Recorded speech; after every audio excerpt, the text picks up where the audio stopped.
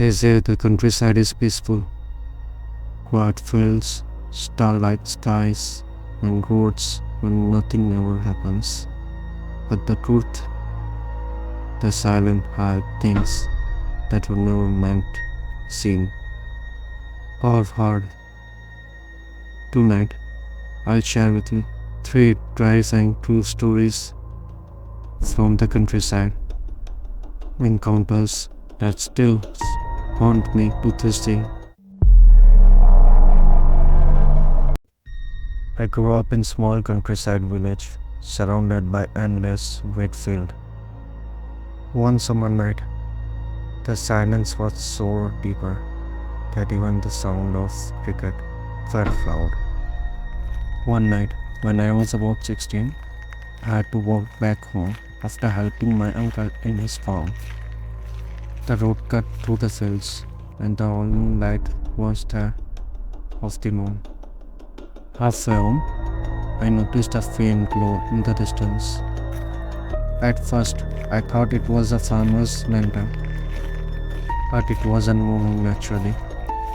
It floated, bobbling up and down as if someone was carrying it. Curiously, I followed it off the path, deeper into the fields. That's when I realized there were no footsteps, no shadow, just the light. Suddenly, it stopped. The glow dimmed, and for a split second, I saw a faint outline of a face, pained, hollow-eyed, watching me. I was shocked, and I ran back towards the road. The sound of rustling followed me, as if someone unseen was following me.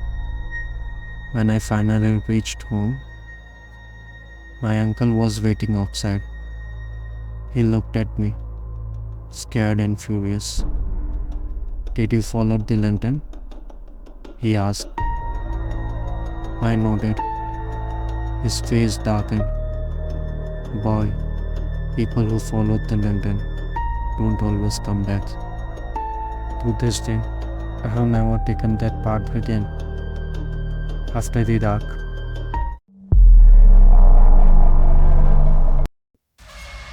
there was an old, rumbling farmhouse on the edge of my town. Everyone in the countryside knew the story. It has been abandoned for decades after a family vanished one winter night. Some said they were murdered, others whispered they just walked out in Manhattan. One evening, my friend dared me to go inside. Foolishly, I accepted. The place was a wreck, broken floorboards, peeled wallpaper, and heavy smell of rot. I turned on my flashlight when I noticed something odd. The rocking chair in the living room was moving, slowly, back and forth. I froze. The air turned icy cold. Then I heard a broken humming, like a lullaby, coming from upstairs. My flashlight flickered, but I forced myself to climb the stairs. At the top, I saw a bedroom door ajar. I pushed myself, and I was shocked. The bed was neatly made, as if someone has just slept there. But on the pillow was the fresh imprint of the head. I swear I could still see the tent, like someone invisible was lying there watching me. Before I could run, the door slammed shut behind me. The rocking chair downstairs cracked louder, and the humming grew closer.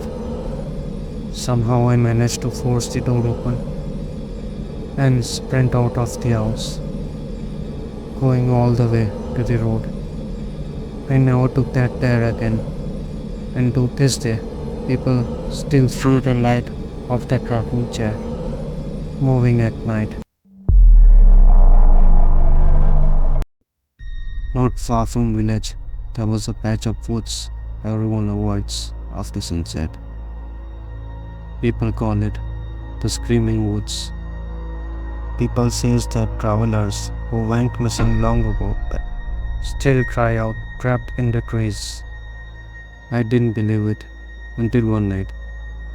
My cousin and I were walking back from the neighbor's house when we decided to go through the woods.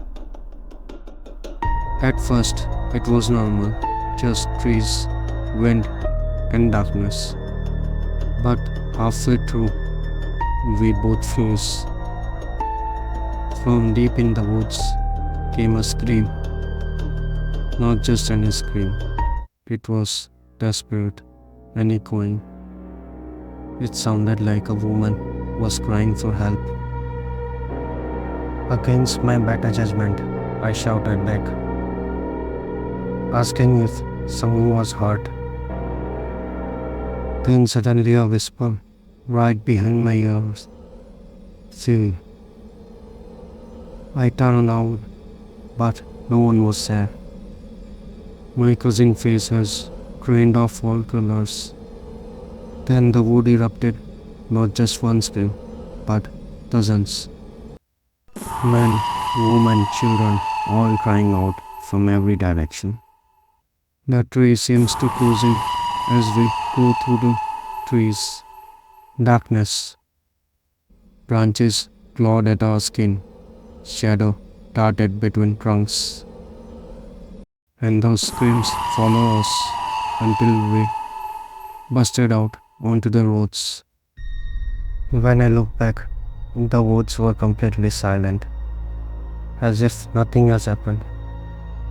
My cousin and I swore never to speak of it again. But sometimes, late at night, when winds blow through the countryside, I swear I can still hear the faint cries carried on the breeze. The countryside isn't always calm as it seems. Behind every abundant house, every quiet fields, and every dark forest, there are stories. Stories of things that move without footsteps. Things that whisper when no one is there.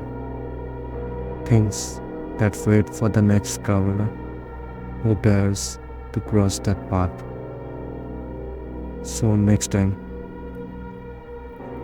you'll find yourself traveling down a lonely country road at night, remember the stories and ask yourselves what's really waiting out there in the dark.